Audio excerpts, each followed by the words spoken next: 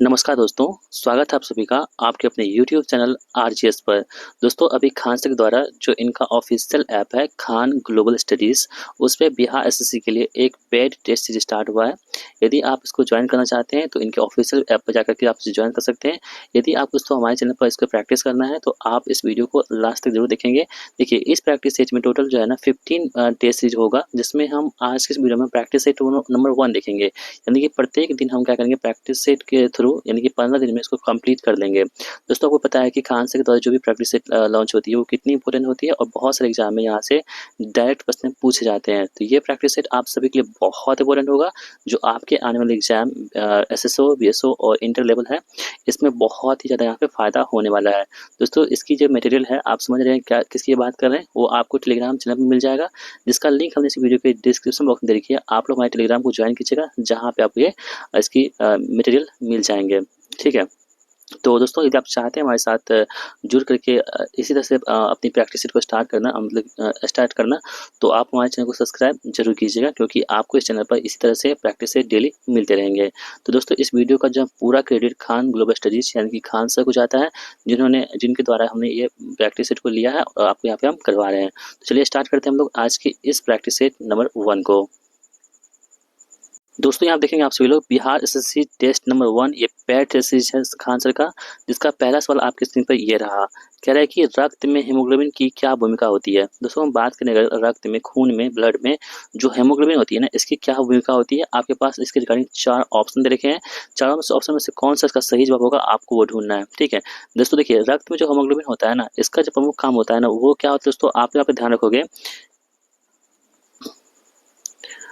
Oxygen का परिवहन करना। ऑप्शन नंबर सी यहाँ पे राइट आंसर हमारा होगा। जो रक्त में हेमोग्लोबिन होता है ना, इसका काम होता है कि ऑक्सीजन का परिवहन करना। दोस्तों क्वेश्चन पूछता है कि हेमोग्लोबिन का रंग कैसा होता है, तो आपको तो दोस्तों होगा कि हेमोग्लोबिन होती है ना, इसका रंग जो होती है वो क्या होती है, लाल होती है, यानी कि रेड होती है। इस बात को भी आप लोग समझ सकते हो, बहुत ज़्यादा इंपॉर्टेंट यहाँ पे हो जाएगा। दोस्तों हेमोग्लोबिन जो होती है ना, कोशिकाओं में ऊर्जा उत्पन्न के लिए महत्वपूर्ण ऑक्सीजन की कुशल डिलीवरी सुनिश्चित करता है। ठीक है, तो ऑप्शन सी यहाँ पे हमारे प्रश्न का बिल्कुल राइट आंसर होगा। और दोस्तों जो होमोग्लोबिन होते हैं ना, ये क्या होती है, एक प्रोटीन होती है। इस बात को भी आप लोग समझोगे। जो ये होमोग्लोबिन होती है, क्या होती है, प्रोटीन होती है। क्वेश्चन से पूछ सकता है कि होमोग्लोबिन क्या है, तो आपको बताना होगा कि एक प्रोटीन होता है। ठीक है, तो ऑप्शन सी यहाँ पे राइट आंसर हमारा हो जाएगा। चलिए अगला प्रश्न देख लेते हैं हम लोग। कह रहा है कि किस अंग को कोशिका का पावर हाउस कहते हैं। यानी कि शरीर में ऐसा कौन सा कोशिका अंग है जिसको हम लोग power house of the cell यानी कि कोशिका का पावर हाउस कहते हैं। दोस्तों तो आप लोग ध्यान रखोगे, जो माइटोकॉन्ड्रिया होती है ना, इसी को हम लोग क्या बोलते हैं, तो कोशिका का पावर हाउस कहते हैं। ठीक है दोस्तों, ये क्या करता है ना, माइटोकॉन्ड्रिया, ये श्वसन प्रक्रिया के माध्यम से एडेनोसिन ट्राइफॉस्फेट यानी कि एटीपी के रूप में यहाँ पे उत्पन्न करते हैं। ठीक है, इस बात को भी आप लोग ध्यान में रखोगे। चलिए अगला प्रश्न देख लेते हैं हम लोग। कह रहे हैं कि सूर्य के प्रकाश के संपर्क में आने पर मानव शरीर में कौन सा विटामिन संश्लेषित होता है। यानी कि सूर्य के प्रकाश से मानव शरीर में कौन सा विटामिन जो यहाँ पे संश्लेषित होता है, ये आपको यहाँ पे बताना है। तो दोस्तों आपको पता है कि ये कौन सा होगा, विटामिन डी होती है ना, ये सूर्य के प्रकाश से हमें क्या मिलती है, विटामिन डी मिलती है। तो ऑप्शन सी यहाँ पे राइट आंसर हमारा हो जाएगा। चलिए दोस्तों हम बढ़ते हैं अगले प्रश्न की ओर हम लोग। यहाँ पे कह रहे हैं कि निम्नलिखित में से कौन सा सूक्ष्मजीव फलीदार पौधे में जैविक नाइट्रोजन स्थिरीकरण में महत्वपूर्ण भूमिका निभाता है। तो ऐसा कौन सा यहाँ पर हो जाएगा, तो ऑप्शन बी राइजोबियम जो होती है दोस्तों, यहाँ पे ये क्या करता है, तो सूक्ष्मजीव है जो फलीदार पौधे में जैविक नाइट्रोजन स्थिरीकरण में महत्वपूर्ण भूमिका निभाते हैं। कौन सा, राइजोबियम। तो ऑप्शन बी यहाँ पे बिल्कुल हमारा राइट आंसर हमारा हो जाता है। चलिए अगला प्रश्न कह रहा है कि निम्नलिखित में से कौन सा समूह विशेष रूप से समुद्री है और इसमें एक लार्वा अवस्था होती है, जिससे क्या बोलते हैं, टार्नेरिया कहा जाता है। तो एक ऐसा कौन सा समूह है, आपको ये बताना है। तो दोस्तों आप ध्यान रखोगे, यहाँ पे जो हेमिकॉर्डिया होता है ना, ये क्या होता है, एक ऐसा विशेष समूह होता है जो कि समुद्री होता है और इसमें एक लार्वा अवस्था होती है, इसे क्या बोलते हैं, टॉर्निया कहते हैं। ऑप्शन सी यहाँ पे राइट आंसर होगा। अगला प्रश्न है कि कोशिका में माइटोकॉन्ड्रिया में निम्नलिखित में से कौन सी प्रक्रिया होती है। तो दोस्तों देखिए, जो कोशिका में माइटोकॉन्ड्रिया होती है ना, आपको बताए थे, माइटोकॉन्ड्रिया क्या बोलते हैं, तो power house of the cell भी कहते हैं। और यहाँ पे कह रहा है कि निम्नलिखित में से कौन सी प्रक्रिया यहाँ पे होती है, तो आप लोग ध्यान रखोगे, क्रेब्स चक्र होती है। ठीक है, ऑप्शन सी यहाँ पे राइट आंसर होगा। क्वेश्चन ऐसे पूछ सकता है कि क्रेब्स चक्र की प्रक्रिया किसमें संपन्न होती है, तो माइटोकॉन्ड्रिया में संपन्न होती है। इस बात को भी आप लोग ध्यान में रखोगे। चलिए अगला प्रश्न यहाँ पे कह रहा है कि अस्पताल में सर्जिकल ऑपरेशन को निष्फल यानी कि स्टरलाइज करने के लिए निम्न में से किसका उपयोग करते हैं हम लोग? तो दोस्तों किसका करते हैं? थिलीन ऑक्साइड का इस्तेमाल करते हैं। ऑप्शन सी यहाँ पे राइट आंसर होगा। चलिए आगे बढ़ते हैं हम लोग। यहाँ पे कह रहे हैं कि निम्नलिखित में से कौन सा हार्मोन में कैल्शियम के स्तर को नियंत्रित करता है? तो कौन सा ऐसा हार्मोन है जो ब्लड में जो है ना कैल्शियम की जो स्तर होती है ना उसको कंट्रोल करता है? तो आप लोग ध्यान रखो दोस्तों, उसका नाम है पैराथॉर्मोन। ऑप्शन सी यहाँ पे आंसर होगा। यानी कि पीटीएच जो होता है ना पैराथॉर्मोन हार्मोन, ये पैराथोराइड ग्रंथि द्वारा स्रावित होता है और रक्त में कैल्शियम के स्तर को नियंत्रित करने में महत्वपूर्ण भूमिका निभाता है। तो ऑप्शन सी यहाँ पे राइट आंसर होगा। भ्रूण जनन के दौरान डैश विकासशील भ्रूण में कोशिकाओं की संख्या बढ़ाता है? तो यहाँ पर देखेंगे तो माइटोसिस जो होती है, माइटोसिस प्रक्रिया, इसमें क्या होती है, विकासशील भ्रूण जो होती है उसमें कोशिकाओं की संख्या बढ़ता है। ऑप्शन बी यहाँ पे राइट आंसर हमारा होगा।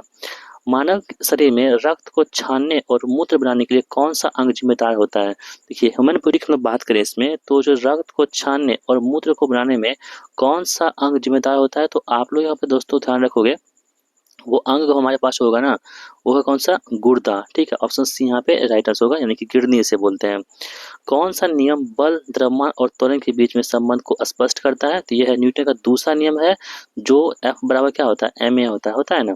ये क्या करता है दोस्तों, देखिए बल के दूसरे नियम से क्या प्राप्त होती है, हमें व्यंजक प्राप्त होती है। F बराबर ma होता है, तो कौन सा नियम द्रव्यमान और त्वरण के बीच में संबंध को स्पष्ट करता है? तो देखेंगे F क्या होगा, फोर्स यानी कि बल हो गया, m क्या होगा, मास यानी कि द्रव्यमान, और a क्या होगा, त्वरण। तो यही दोस्तों क्या करेंगे आप लोग, तो न्यूटन का दूसरा नियम जो है ना, ये बल, द्रव्यमान और त्वरण के बीच के संबंध को यहाँ पे स्पष्ट करता है। तो इस बात को भी आप लोग ध्यान में रखोगे। और बल की परिभाषा किससे प्राप्त होती है? तो न्यूटन के पहले नियम से। अगला प्रश्न क्या है कि विद्युत धारा की SI इकाई क्या होती है? तो विद्युत धारा की SI क्या होती है, एम्पियर। ठीक है, विभवांतर क्या होता है, वोल्ट होता है, और प्रतिरोध क्या होता है, ओम होता है, और शक्ति क्या होता है, वाट होता है। इसे भी आप लोग ध्यान रखोगे। तो यहाँ पे एम्पियर किसका होता है, विद्युत धारा का होता है। अगला प्रश्न है कि निम्नलिखित में से कौन सा नियम बंदूक की प्रतिक्षेपण की व्याख्या करता है? तो न्यूटन की गति का तीसरा नियम जो होता है दोस्तों, ये होती है बंदूक के गति का प्रतिक्षेपण करता है। तो ऑप्शन जो डी हमारे पास है, ये हमारे प्रश्न का आंसर हो जाएगा। देखिए पहला नियम से क्या होता है, तो बल की परिभाषा मिलती है, दूसरा से बल का जो है व्यंजक प्राप्त होते हैं, और तीसरा दोस्तों क्या होता है, प्रतिक्रिया के प्रति विपरीत प्रतिक्रिया होती है। जो बंदूक जो निकलती है ना, वो क्या होती है, न्यूटन की गति के तीसरे नियम पर आधारित होती है। तो ऑप्शन डी हमारे प्रश्न का आंसर हमारा हो जाता है। चलिए आगे बढ़ते हैं हम लोग। तार का प्रतिरोध निम्न में से किसके व्युत्क्रमानुपाती होता है? ठीक है, देखिए इसका तो फॉर्मूला क्या होता है ना, आर बराबर होता है रो एल बाय ए होता है ना। अब यहाँ पे देखिए कहता है कि तार का प्रतिरोध होता है ना आर, वो किसके व्युत्क्रमानुपाती होता है? तो देखिए ये क्या होता है, ए क्या है यहाँ पे, अनुप्रस्थ काट का क्षेत्रफल है, एल क्या यहाँ पे लंबाई है, और रो तो यहाँ पे रो ही है। तो दोस्तों यहाँ पर देखेंगे आप सभी लोग, तो इसका आंसर क्या होगा, अनुप्रस्थ काट के क्षेत्रफल के क्या होते हैं, व्युत्क्रमानुपाती होते हैं, यानी कि इनवर्सली प्रोपोर्शनल होते हैं। यदि डायरेक्टली देखिए अगर पूछता है कि किसके अनुक्रमानुपाती होते हैं, यानी कि इनवर्सली, यहाँ पे देखिए यहाँ पे देखिए ये यदि अनुक्रमानुपाती पूछता है तो ये एल के हो जाता। यहाँ पे क्या है कि व्युत्क्रमानुपाती, तो ये ए के व्युत्क्रमानुपाती हो जाएगा, यानी कि अनुप्रस्थ काट के क्षेत्रफल के व्युत्क्रमानुपाती हो जाएगा। चलिए अगला प्रश्न है कि हीरे की बैटरी बिजली पैदा करने के लिए डैश के रेडियोधर्मी क्षय का उपयोग करती है? तो दोस्तों यहाँ देखेंगे आप सभी लोग, तो कार्बन 14, यानी कि हीरे की बैटरी बिजली पैदा करने के लिए कार्बन 14 के रेडियोधर्मी क्षय का यहाँ पे उपयोग करती है। ऑप्शन में ए यहाँ पे राइट आंसर होगा। अगला प्रश्न है कि गलत जोड़ी की पहचान करें। SI इकाई का नाम और SI इकाई का प्रतीक यहाँ पे दे रखा है। देखिए केल्विन क्या होता है, के होता है, बिल्कुल सही दे रखा है। मोल क्या होता है, ठीक है, ये होता है। यहाँ पे आप लोग दोस्तों ध्यान रखोगे ना, तो जो हमारे पास एम्पियर है ना, ए, ये भी सही है। कैंडेला यहाँ पे लिखा हुआ है, कैंडल तो CAD होता है क्या, नहीं, कैंडेला क्या होता है, CD होता है। यहाँ पे देखेंगे तो ऑप्शन नंबर की डी हमारे पास गलत दे रखा है, बाकी ये तीनों यहाँ पे सही दे रखे थे।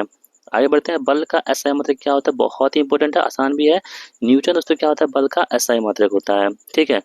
और कार्य का मतलब क्या होता है, जूल, और ठीक है, शक्ति क्या होता है, वाट, और यहाँ पे दोस्तों द्रव्यमान क्या होता है, पास्कल।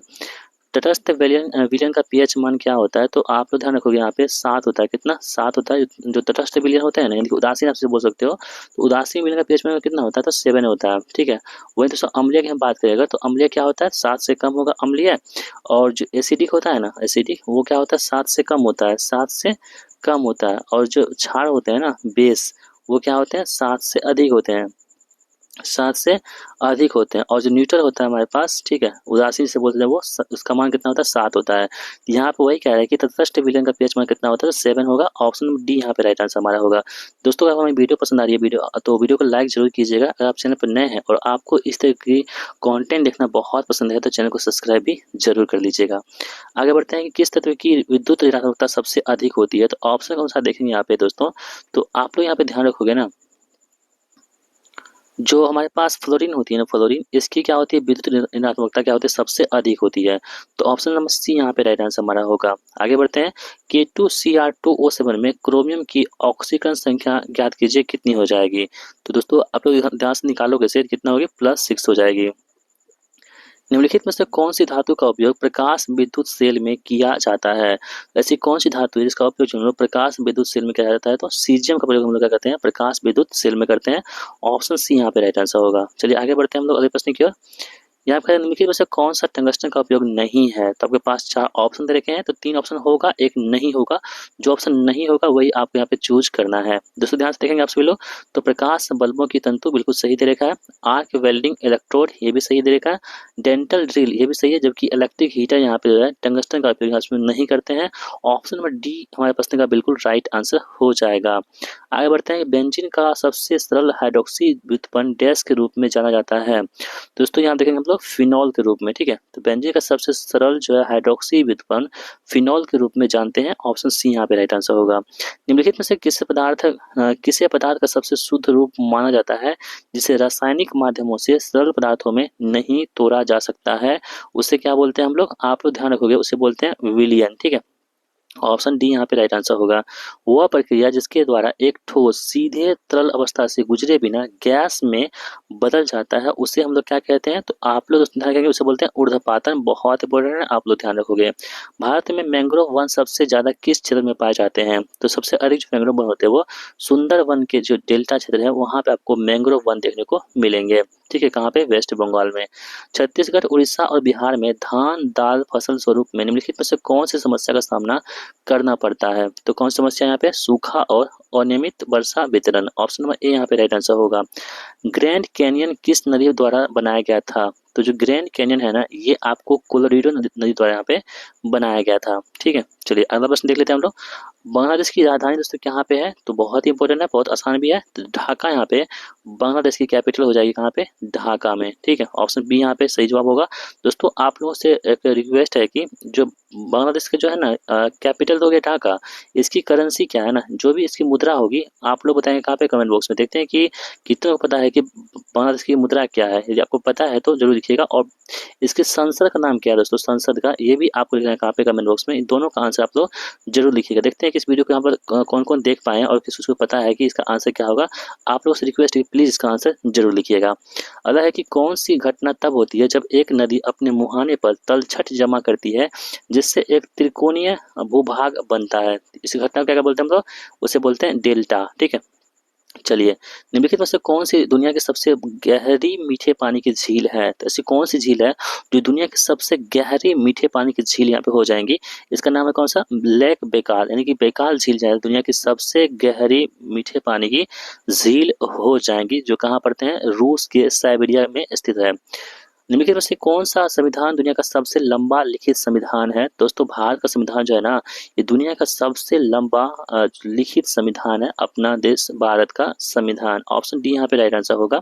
आगे बढ़ते हैं, भारतीय संविधान के अनुसार लोकसभा यानी कि जनता का सदन क्या बोलते हैं, लोकसभा कहते हैं, की अधिकतम संख्या 104वें संविधान संशोधन के बाद मनोनीत सदस्यों को छोड़कर कितनी हो चुकी है। सबको पता है कि जो लोकसभा में जो है ना 2 एंग्लो इंडियन का चुनाव होता था, किसके द्वारा, राष्ट्रपति महोदय द्वारा, ठीक है, प्रेसिडेंट के द्वारा, जिसको 104वां संविधान संशोधन द्वारा से हटा दिया गया। और ये प्रश्न पूछे गए थे आपके कहाँ पे, बीपीएससी एग्जाम हुआ था 17 वाला, ठीक है, उसमें ये प्रश्न पूछे गए थे और एक ही शिफ्ट में 2 प्रश्न पूछे गए थे 104वें संविधान संशोधन से। तो आप यहाँ पे ध्यान रखोगे।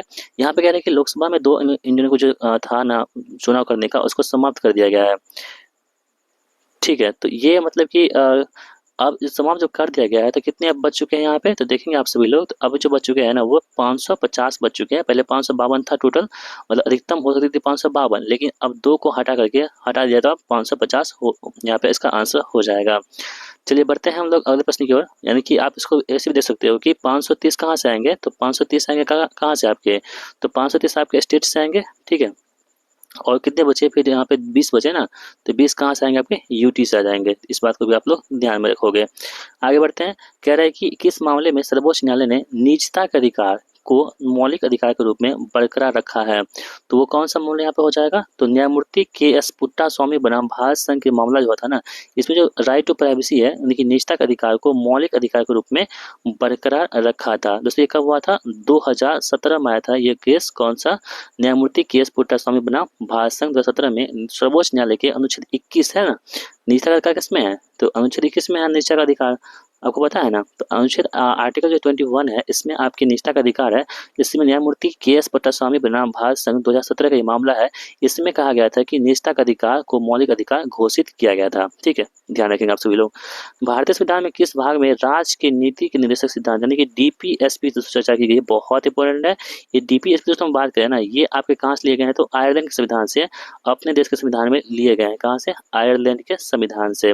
और दोस्तों हम बात करें कि किस भाग में है डीपीएसपी, तो ये भाग नंबर 4 में है। और आर्टिकल कहाँ से कहाँ आता है, तो अनुच्छेद 36 से 51 के बीच में इसका आर्टिकल पड़ता है, जो कहाँ से लिए गए हैं, आयरलैंड संविधान से लिए गए हैं। ऑप्शन सी यहाँ पे राइट आंसर हमारा हो जाएगा, ठीक है।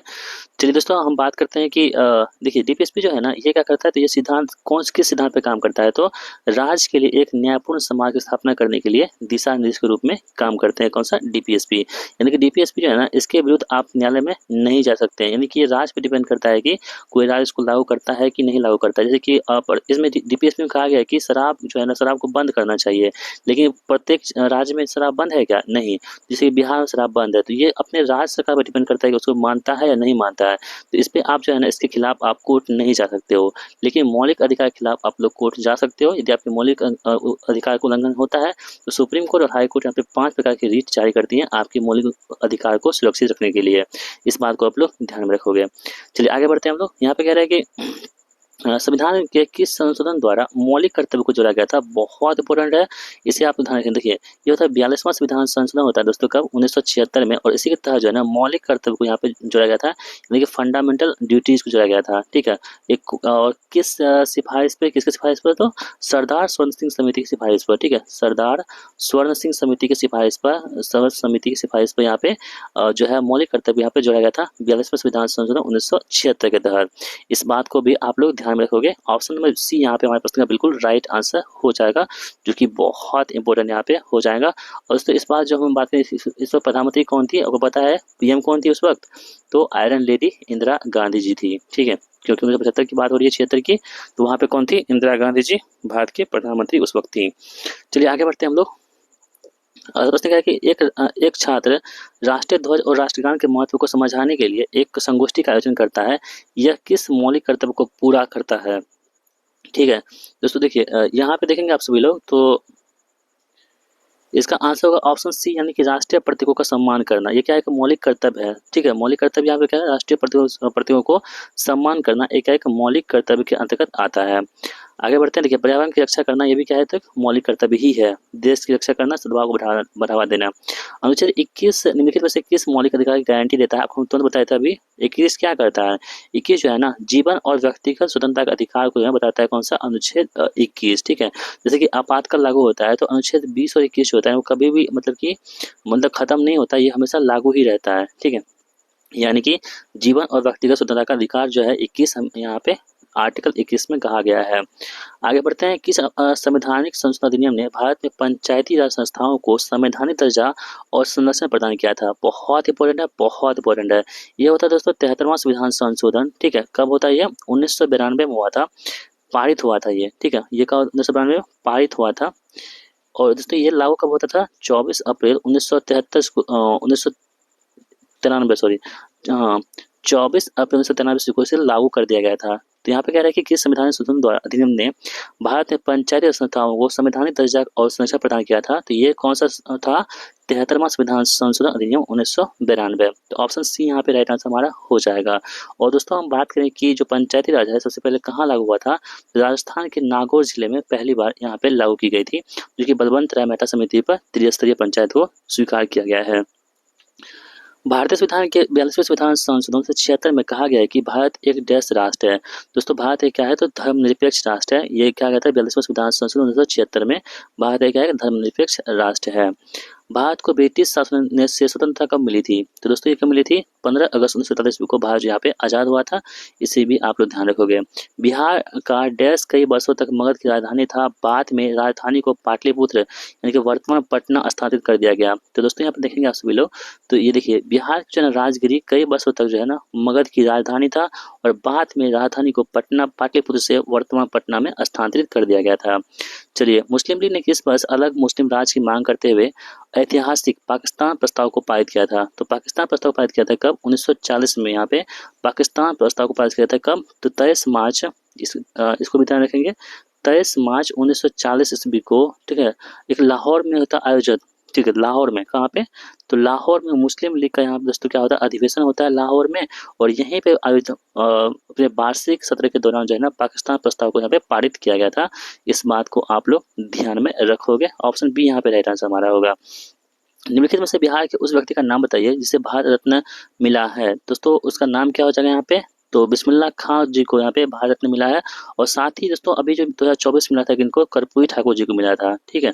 तो इनका ऑप्शन में नाम नहीं है यहाँ पे, तो कर्पूरी ठाकुर जी को भी मरणोपरांत यहाँ पे जो है भारत रत्न अवार्ड मिला है। ये बिहार के 2 बार मुख्यमंत्री रह चुके हैं कर्पूरी ठाकुर जी, इनको भी भारत रत्न अवार्ड 2024 में मिल चुका है। तो ऑप्शन यहाँ पे नहीं था, इसलिए यहाँ पे जो है बिस्मिल्लाह खां इसका आंसर हो जाएगा, ठीक है। और दोस्तों ये क्या है? बिस्मिल्लाह खां एक शहनाई वादक हैं, इसे भी आप लोग नोट कर सकते हो, शहनाई वादक बिस्मिल्लाह खां, ठीक है।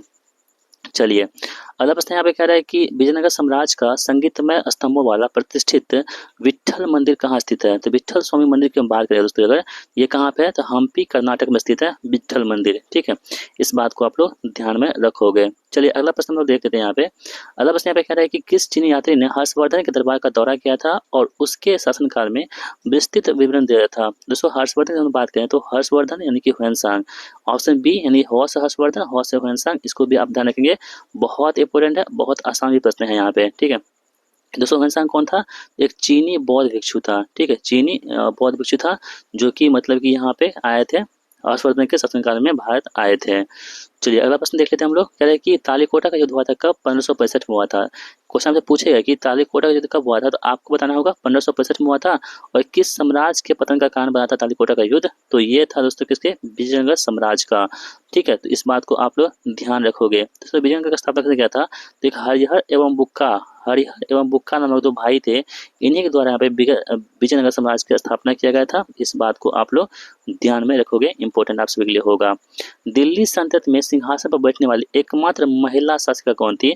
रजिया सुल्तान थी दोस्तों, एकमात्र महिला शासिका, ठीक है, दिल्ली सल्तनत में। ऑप्शन बी यहाँ पे राइट आंसर हमारा होगा। दोस्तों जो रजिया सुल्तान थी ना, ये किसकी बेटी थी? यदि आपको पता है तो आप लोग बता सकते हो कहाँ पे? कमेंट बॉक्स में। रजिया सुल्तान किसकी बेटी थी, ठीक है। देखते हैं आपको किसको पता है ये बातें। धन का निष्कासन शब्द का प्रयोग सर्वप्रथम किस राष्ट्रवादी नेता ने किया था? दोस्तों आप ध्यान रखोगे, जो दादा भाई नौरोजी है ना, इन्होंने धन का निष्कासन जो है ना शब्द का प्रयोग सर्वप्रथम किए थे दादा भाई नौरोजी ने। इन्होंने अपनी पुस्तक जो है ना un poverty and un British rule in India में धन के निष्कासन की यहाँ पे अवधारणा को पेश की थी। तो पॉवर्टी मतलब कि यहाँ पे आप लिख सकते हो कि पॉवर्टी, एक मिनट यहाँ पे लिख देते हैं आप आपको, ठीक है। दोस्तों ये पुस्तक क्या है? Poverty and un British rule in India, दादा भाई नौरोजी द्वारा लिखी गई पुस्तक है, जिसमें धन के निष्कासन की चर्चा की गई है। अगला प्रश्न है कि 1907 में सूरत अधिवेशन किसके बीच विचारधारात्मक मतभेद के कारण हुआ था? देखिए सूरत अधिवेशन दोस्तों ये था कब? 1907 में हुआ था, ठीक है। क्वेश्चन पूछेगा कि सूरत अधिवेशन कब हुआ था? 1907 में हुआ था, ठीक है। ये किसके विचारवादक मतभेदों के कारण हुआ था? तो आप लोग ध्यान रखोगे, नरम पंथ और गरम दल में दोस्तों क्या हुआ था? मतभेद हो गया था कब? 1907 में सूरत अधिवेशन में, ठीक है। चलिए चलिए अगला प्रश्न देख लेते हैं हम लोग। आर्थिक विश्लेषण में वास्तविक जीडीपी शब्द का क्या अर्थ होता है? इसका अर्थ होता है, आप लोग याद रखोगे, स्थिर मूल्य पर जीडीपी मुद्रास्फीति के लिए समायोजित। ठीक है, ऑप्शन डी यहाँ पे राइट आंसर होगा। वास्तविक रियल जीडीपी होता है ना, इसी को बोलते हैं। भारतीय आर्थिक नियोजन का जनक किसे कहते हैं? तो जो भारतीय आर्थिक नियोजन है ना, पीसी महालनोबिस को यहाँ पे भारतीय आर्थिक नियोजन का जनक कहते हैं, पीसी महालनोबिस को। और दोस्तों को पता है कि जो द्वितीय पंचवर्षीय योजना हुई थी ना, द्वितीय जो 5 ईयर प्लान हुआ था, 5 ईयर प्लान, ठीक है, जिसकी हम कार्यकाल की बात करें तो 1956 से 61 के बीच में हुआ था। ठीक है, और इसी दोस्तों किस मॉडल पर आया था? तो ये आपके पीसी महालनोबिस के मॉडल पर आधारित था। इसे भी आप लोग ध्यान रखोगे, इसमें भारी औद्योगिकरण पर जोर दिया गया था। चलिए अगला प्रश्न यहाँ पे क्या है कि व्यक्ति और समाज किस तरह से दुर्लभ संसाधनों का आवंटन करते हैं? तो यहाँ पे देखेंगे आप सभी लोग, तो अर्थशास्त्र इसका आंसर हो जाएगा। इसका अध्ययन क्या है? तो अर्थशास्त्र है। किस बाजार संरचना में एक ही विक्रेता होता है और उसके पास कोई करीबी विकल्प नहीं होता है? उस व्यवस्था को हम क्या बोलते हैं? एकाधिकार कहते हैं। यानी कि इस एक ऐसी बाजार संरचना जिसमें एक ही विक्रेता होता है और इसके पास कोई करीबी विकल्प नहीं होता, उसे क्या बोलते हैं? एकाधिकार कहते हैं। ऑप्शन बी यहाँ पे राइट आंसर होगा। हरित क्रांति में निम्नलिखित में से कौन सा प्रमुख इनपुट नहीं था? ठीक है, तो कौन सा यहाँ पे नहीं था, ये आपको यहाँ पे बताना है। दोस्तों ध्यान से देखोगे आप सभी लोग, तो उच्च उपज वाले किस्म के बीज, यानी कि हाई यील्ड वैरायटी, बिल्कुल सही दे रखा है। रासायनिक उर्वरक, ये भी सही दे रखा है। सिंचाई सुविधाएं, ये भी सही है, जबकि जैविक खाद इसमें प्रयोग नहीं किया गया था, इसलिए आंसर ऑप्शन सी होगा। भारत में योजना आयोग की स्थापना किस वर्ष की गई थी? देखिए योजना आयोग की स्थापना दोस्तों कब हुई थी? तो 1950 में योजना आयोग की स्थापना होती है। ठीक है, इसे ध्यान रखेंगे। और दोस्तों इसी को रिप्लेस करके यहाँ पे नीति आयोग की स्थापना की गई है। ठीक है, कौन सी? नीति आयोग की स्थापना जो है ना, योजना आयोग को रिप्लेस करके किया गया कब? तो 1 जनवरी 2015 ईस्वी को किया गया है। और दोस्तों को पता है कि जो योजना आयोग के जो मतलब कि अध्यक्ष कौन होते थे? वो प्रधानमंत्री होते थे। सेम उसी प्रकार से जो नीति आयोग है ना, उसके अध्यक्ष कौन होते थे? वो प्रधानमंत्री होते हैं। यानी प्रेजेंट टाइम पे जो भी प्रधानमंत्री होंगे वही क्या होंगे? नीति आयोग के अध्यक्ष भी होंगे। और दोस्तों जब से जो नीति आयोग बना है ना, तब से जो है ना भारत के प्रधानमंत्री कौन है?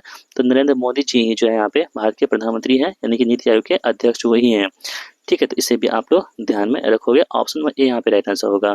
चलिए अगला प्रश्न देख लेते हैं हम लोग। कह रहे हैं कि प्रथम पंचवर्षीय योजना का मुख्य उद्देश्य क्या था? दोस्तों जो प्रथम पंचवर्षीय योजना है ना, इसका कार्यकाल की बात करें 1951 से 56 के बीच में चला था प्रथम पंचवर्षीय योजना। ठीक है, ये था हेराल्ड डोमर मॉडल पर आधारित। ठीक है, हेराल्ड डोमर मॉडल पर आधारित था। और ये इसकी हम बात करें दोस्तों, तो इसमें जो मुख्य उद्देश्य क्या था? तो इसमें कृषि विकास पर मतलब कि ज़्यादा जोर दिया गया था। ऑप्शन सी यहाँ पे सही जवाब होगा। और औद्योगिक विकास की बात करें तो सेकेंड पंचवर्षीय योजना में औद्योगिक विकास पर जोर दिया गया था। भारत में वस्तु एवं सेवा कर यानी जीएसटी किस वर्ष लागू किया गया था? देखिए जीएसटी की हम लोग बात दोस्तों कि 1 जुलाई जो है ना, 1 जुलाई को 2017 ईस्वी को हम लोग जीएसटी दिवस मतलब कि मनाते हैं। यानी 1 जुलाई को प्रति वर्ष क्या करते हैं हम लोग? जीएसटी दिवस मनाते हैं। जीएसटी दिवस कब? 1 जुलाई को। और 2017 में इसे लागू कर दिया गया था जीएसटी को। दोस्तों ये क्या है? जीएसटी एक अप्रत्यक्ष कर है। कौन सा? अप्रत्यक्ष कर है। इसे भी आप याद रखोगे, यानी कि इनडायरेक्ट टैक्स है जीएसटी। ठीक है, तो यहाँ पे जो है हमारे पास हो जाएगा ना ऑप्शन सी, इसका सही जवाब होगा। पूंजीवादी आर्थिक व्यवस्था में लोगों को सम्मान कैसे आवंटित किए जाते हैं? तो कैसे किया जाता है? क्रय शक्ति के आधार पर। भारतीय आर्थिक इतिहास में 1947 से 1991 की अवधि को अक्सर निम्नलिखित में से किसकी विशेषता मानते हैं हम लोग? तो किसकी मानते हैं? तो आप ध्यान रखोगे, आयात निर्यात, आयात प्रतिस्थापन और राज नियंत्रण पर जोर मानते हैं। ऑप्शन बी यहाँ पे सही होगा। किस क्रिकेट बोर्ड ने एक नीतिगत बदलाव लागू किया है जो ट्रांसजेंडर महिलाओं को महिला क्रिकेट में भाग लेने से रोकता है? तो वो कौन सा बोर्ड है? तो पीसीबी, यानी पंजाब जो है ना, पंजाब ने पाकिस्तान कंट्रोल बोर्ड या बोल सकते हो। इन्होंने क्या किया है? तो ट्रांसजेंडर जो है ना, उसे महिलाओं को क्रिकेट में भाग लेने से रोकता है, पीसीबी। ऑप्शन डी यहाँ पे सही होगा हमारा। 2025 में ऑस्ट्रेलिया के प्रधानमंत्री के रूप में किसे फिर से चुना गया? दोस्तों बहुत इंपॉर्टेंट है, करंट अफेयर्स क्वेश्चन है आपके पास। 2025 में जो ऑस्ट्रेलिया है ना, इसके प्रधानमंत्री की हम लोग बात करें तो किसे चुना गया? फिर से दोबारा बन चुके हैं। कौन? तो एंथनी एल्बनी बन चुके हैं। ऑप्शन बी यहाँ पे आंसर होगा। भारतीय अंतर्देशीय जलमार्ग प्राधिकरण यानी कि IAAI ने अंतर्देशीय जल परिवहन को बढ़ाने के लिए हाल ही में कहाँ पर एक क्षेत्रीय कार्यालय का उद्घाटन किया है? तो ये कहाँ पे? श्रीनगर में किया है। ऑप्शन नंबर ए यहाँ पे राइट आंसर होगा। अगला प्रश्न आपके पास है कि हाल ही में ऑपरेशन ब्लैक फॉरेस्ट किस क्षेत्र में चलाया गया है? तो ऑपरेशन ब्लैक जो फॉरेस्ट है ना दोस्तों, ये कहाँ पे चलाया गया है? आप लोग ध्यान रखोगे, ये छत्तीसगढ़ तेलंगाना सीमा पे यहाँ पे ऑपरेशन ब्लैक फॉरेस्ट को चलाया गया है। ध्यान रखोगे। 2024 में एशिया प्रशांत और मध्य पूर्व क्षेत्र में शीर्ष 10 हवाई अड्डों में स्थान पाने वाला एकमात्र भारतीय हवाई अड्डा कौन सा था? दोस्तों वो कौन सा था? इंदिरा गांधी हवाई अड्डा, दिल्ली। हैदराबाद में आयोजित कार्यक्रम में मिस वर्ल्ड 2025 का खिताब किसने अपने नाम कर लिया? दोस्तों बहुत इंपॉर्टेंट है, ये प्रश्न आपके एग्जाम में पूछे ही जाएंगे। कहाँ हुआ था मिस वर्ल्ड 2025 का आयोजन? हैदराबाद में, ठीक है। इसमें जो है मिस वर्ल्ड 2025 में किसने खिताब अपने नाम कर लिया है? तो इसका नाम क्या हो जाएगा? ओपोल सुचाता चुआंग आगरी, ठीक है। ओपोल सुचाता चुआंग सरी ने मिस वर्ल्ड 2025 का यहाँ पे खिताब अपने नाम कर लिया है। इस बात को आप लोग ध्यान रखोगे, बहुत इंपॉर्टेंट है। ये कहाँ की है? तो थाईलैंड की है। कहाँ की? थाईलैंड की है। थाईलैंड की यहाँ पे हो जाएंगी। चलिए अगला प्रश्न है कि 2024-25 के दौरान सरकारी स्कूलों में छात्र नामांकन में उल्लेखनीय गिरावट में केंद्र सरकार का कौन सा कार्यक्रम सबसे अधिक प्रभावित हुआ है? तो दोस्तों कौन सा यहाँ पे प्रभावित हो गया है? तो देखेंगे आप सभी लोग, पीएम पोषण, ऑप्शन बी यहाँ पे सही जवाब होगा। हाल ही में अंतर्राष्ट्रीय आलू केंद्र के सहयोग से भारत के नए वैश्विक आलू नवाचार केंद्र के लिए किस शहर को चुना गया था? तो किसको चुना गया था? आगरा, यानी कि यूपी में है, उसको चुना गया था। हाल ही में भारत के अनुसंधान और विश्लेषण विंग RN के नए प्रमुख के रूप में किसे चुना गया है? देखिए रॉ जो है ना, रॉ यानी कि रिसर्च एंड एनालिसिस विंग इसे बोलते हैं। उसके जो प्रमुख है इसे किसे चुना गया है? तो यहाँ पे पराग जैन को चुना गया है, ठीक है, मतलब कि रॉ के प्रमुख। जून 2025 में केंद्र सरकार द्वारा शुरू किए गए आदि कर्मयोगी अभियान का उद्देश्य क्या है? दोस्तों आदि जो कर्मयोगी है ना, इसका उद्देश्य की बात करें तो आदिवासी कल्याण वितरण में सुधार करना। ये आदि कर्मयोगी अभियान का उद्देश्य यहाँ पे हो जाएगा। जल्लीकट्टू का अभ्यास एक पारंपरिक बैल दबाने वाला खेल भारतीय के लिए किस राज्य से मुख्य रूप से संबंधित है? तो देखेंगे आप सभी यहाँ पे, इसका सही जवाब क्या होगा? ऑप्शन नंबर डी, यानी कि जल्लीकट्टू कहाँ पे? तमिलनाडु में पड़ता है, ठीक है। ये यहाँ के क्या है? तो एक पारंपरिक बैल मतलब कि भैंसा दौड़ से बोल सकते हो। कौन सी पारंपरिक भारतीय चित्रकला शैली बिहार के मिथिला क्षेत्र से उत्पन्न हुई है और जटिल ज्यामितीय और पुष्प पैटर्न के रूप में जानी जाती है? उसे हम लोग क्या बोलते हैं? तो मधुबनी चित्रकला। बहुत ही ज़्यादा अच्छा, बहुत ही फेमस होता है मधुबनी। कौन सा प्रमुख मानवाधिकार संगठन लंदन यूके के मुख्यालय में स्थित है? दोस्तों कौन सा होगा? तो एमनेस्टी इंटरनेशनल जो है ना, इसका हेडक्वार्टर कहाँ पे है? तो लंदन यूके में है। निम्नलिखित में से कौन सी नदी बिहार और उत्तर प्रदेश की सीमा को विभाजित करती है? तो ऐसा कौन सी नदी है? तो देखेंगे आप सभी लोग, कमनासा, गंडक और घाघरा। एक ऐसी तीनों नदियां हैं दोस्तों जो बिहार और उत्तर प्रदेश को क्या करती है? यहाँ पे सीमा को विभाजित करती हैं, ठीक है, इनके बॉर्डर को शेयर करती है। ऑप्शन यहाँ पे डी इसका आंसर हमारा हो जाएगा। और हमारे पास है कि बिहार का राज्य गीत मेरे भारत के कंठहार किसने लिखा है? देखिए बिहार राज्य गीत की बात करते तो वो कौन सा है हमारे पास? तो मेरे भारत के कंठहार जो है ना, ये बिहार का राज्य गीत है। इसको किसने लिखा है? तो आप ध्यान रखोगे, सत्यनारायण ने इसे लिखा गया है। ऑप्शन नंबर ए यहाँ पे सही जवाब हमारा होगा। तो दोस्तों इस प्रकार हमने आप सभी के लिए जीएस के पार्ट को यहाँ पे कवर कर दिया, जो आपको 75% पूछे गए थे जीएस में। अब यहाँ से मैथ्स स्टार्ट होते हैं दोस्तों, ठीक है। देखिए मैथ्स को सॉल्व करेंगे यदि हम, तो 75 क्वेश्चन मैथ्स और रीजनिंग में 75 क्वेश्चन होंगे, तो वीडियो बहुत लंबी हो जाएगी, ठीक है। तो इसलिए हम चाहते हैं आप सभी को, इसका हम आपको पीडीएफ टेलीग्राम पर प्रोवाइड कर देंगे। आप लोग मैथ्स को खुद से सॉल्व कर लीजिएगा, ठीक है। जो भी दिक्कतें होंगी आप लोग वहाँ पे कमेंट कीजिएगा, तो इसका हम सोल्यूशन भी आपको वहाँ पे भेज देंगे, तो आप लोग सॉल्व कर लीजिएगा। बाकी यदि आप चाहते हैं कि हम मैथ्स को भी सोल्यूशन करें, ठीक है, वीडियो भले लंबी हो जाए, तो आप लोग कमेंट बॉक्स बताइएगा हाँ से मैथ्स का भी सोल्यूशन कीजिएगा, तो हम मैथ्स का भी हम सोल्यूशन करके बता देंगे अच्छे ट्रिक के साथ, बहुत ही अच्छी टेक्निक के साथ। तो आप लोग जैसा कहेंगे आप लोग कमेंट बॉक्स में बताइएगा। बाकी जैसे वीडियो आपको कैसा लगा है और हमारा प्रयास आपके लिए जो हम कर रहे हैं वो हमारा प्रयास आपको कैसा लगता है, अपना राय हमें कमेंट बॉक्स में जरूर लिखिएगा। बस इस वीडियो के बारे में आप क्या सोचते हैं, आपकी जो भी ओपिनियन होगी, जो भी इसमें गलतियाँ होगी, जो भी अच्छाइयाँ होगी, आप सभी लोग हमें कमेंट बॉक्स के माध्यम से बता सकते हैं। चलिए मिलते हैं दोस्तों नेक्स्ट वीडियो में, तब तक के लिए जय Hind. Thank you so much watching my video.